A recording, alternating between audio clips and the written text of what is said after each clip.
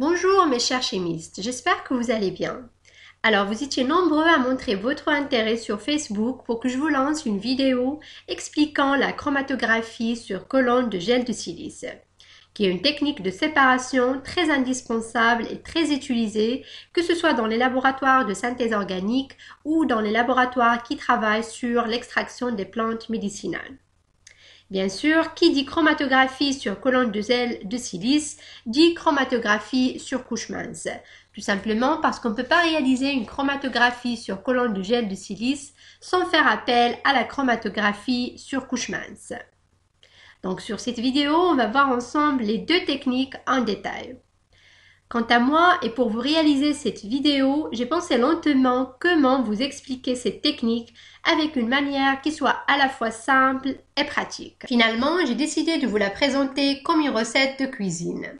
Donc comme vous le savez, quand on veut réaliser une recette de cuisine, on pense tout d'abord au matériel et aux ingrédients nécessaires. Et bien pareil, pour réaliser cette chromatographie sur colonne de gel de silice, on doit tout d'abord chercher le matériel dont on aura besoin. Donc premièrement, on aura besoin d'une colonne.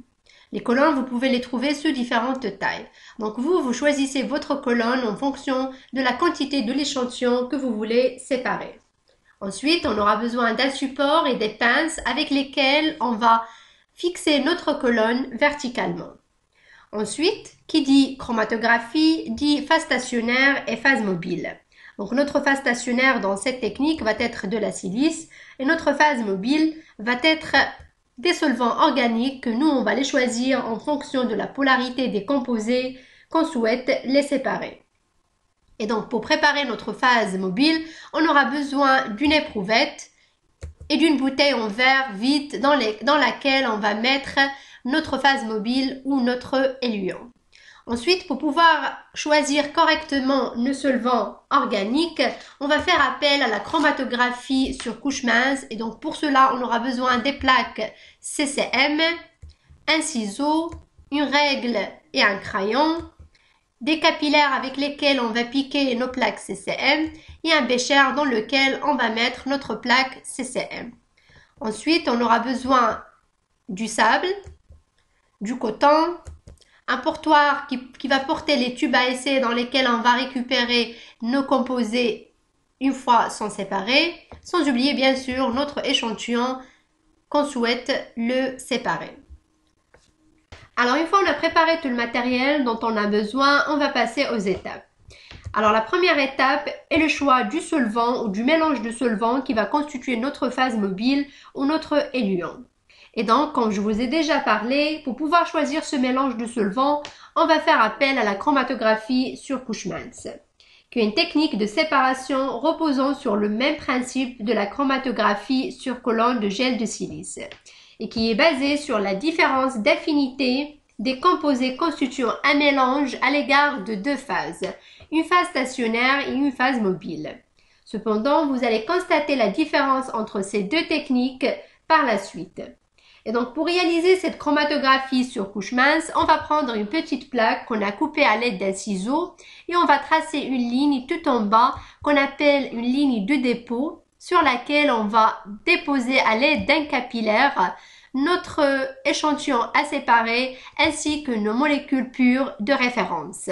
Ensuite, on va placer cette plaque dans un bécher contenant notre éluant qu'on a choisi en fonction de la polarité des composés qu'on souhaite séparer. Et comme exemple, on a choisi dans un premier temps un mélange de pentane acétate d'éthyle avec un pourcentage de 98 pour le pentane et 2% pour l'acétate d'éthyle. Une remarque très importante, c'est que le niveau d'éluant ne doit pas dépasser la ligne de dépôt de notre plaque CCM. Ensuite, on va laisser le temps nécessaire pour que l'éluant prenne le temps pour migrer dans la plaque CCM. Cette migration, ou le sens de cette migration par capillarité, va vers le haut de la plaque. Et donc au passage de l'éluant, ce dernier va emporter avec lui les différents composés présents dans les points où on a déposé notre échantillon à séparer et nos molécules de référence. Et donc ces composés vont se déplacer tout au long de la plaque en fonction de leur affinité avec l'éluant et avec la plaque CCM qui constitue notre phase stationnaire. Et donc plus le composé chimique est soluble dans l'éluant, plus il migre rapidement vers le haut. Et alors si on prend le cas de ce premier choix de solvant et comme vous le remarquez, la migration et la séparation de nos composés n'est pas au top. C'est pour cela on va essayer soit d'autres mélanges de solvants ou tout simplement on va jouer sur le pourcentage de nos solvants jusqu'à l'obtention de la meilleure séparation.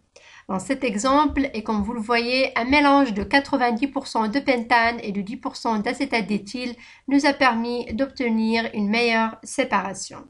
C'est pour cela qu'on va garder ce mélange de solvant pour éluer notre colonne de gel de silice. Ensuite, une fois on a réussi à trouver notre éluant qui va nous permettre de bien séparer nos composés, on va passer à la deuxième étape qui est la préparation de notre colonne.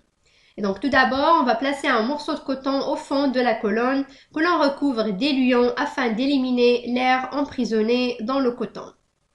Puis, on va ajouter un demi-centimètre de sable au-dessus du coton afin que la phase stationnaire ne puisse pas s'échapper de la colonne. Ensuite, on va introduire notre gel de silice qu'on a préparé auparavant en mélangeant la silice avec notre éluant choisi. En ce qui concerne la quantité de la silice, généralement, on utilise 30 g de silice pour 1 g d'échantillon. Ensuite, une fois on a déposé le gel de silice et après avoir vérifié que la surface du gel est horizontale, on rajoute une petite couche de sable afin d'éviter la déformation de la surface. Ensuite, on va tapoter notre colonne avec notre main pour bien obtenir une surface horizontale, en gardant toujours une petite hauteur d'éluant juste au-dessus de notre phase stationnaire, afin d'éviter que notre colonne sèche. Et enfin, on va déposer notre échantillon à séparer. Ensuite, on va ouvrir le robinet de la colonne et donc la séparation commence dès qu'on dépose notre échantillon. Ensuite, on va rajouter régulièrement là-dessus notre éluant.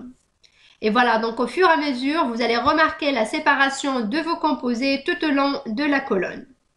Cette séparation va être comme la chromatographie sur couche mince en fonction de la finité des composés, à l'égard de la phase stationnaire qui est la silice et à l'égard de la phase mobile qui est l'éluant. Cependant, et au contraire à la chromatographie sur couche mince, le sens de la migration par gravité va être vers le bas. Finalement, dans une troisième étape, on va recueillir nos fractions dans des tubes à essai, qu'on va numéroter et les analyser en faisant appel encore une fois à la chromatographie sur couche mince, qui va nous permettre de rassembler les fractions comportant la même composition de molécules. Ensuite, on va évaporer ou éliminer le solvant en utilisant un évaporateur rotatif afin de récupérer nos fractions pures. Et voilà, donc pour conclure, la chromatographie sur colonne de gel de silice est une technique de séparation basée sur le même principe que la chromatographie sur couche mince. Sauf que la silice ne se trouve pas sur une plaque, mais sur une colonne.